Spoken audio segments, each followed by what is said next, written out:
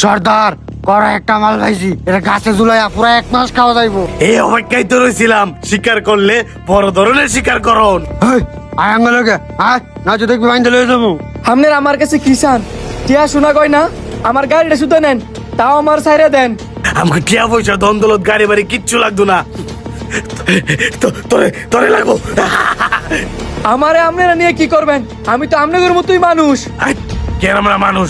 মানুষ তো তোরা, আমরা বন মানুষ। তগ মাংস খাইতে অনেক মজা, নুনতা নুনতা। আরে এই নুনতা নুনতা গুস্ত খাই আপনার কি মজা পাইবেন? খাবি তো আগে কথা কইতাম দে। সর্দার আমার কথা একবার উনেন, আমি ভালো উঠে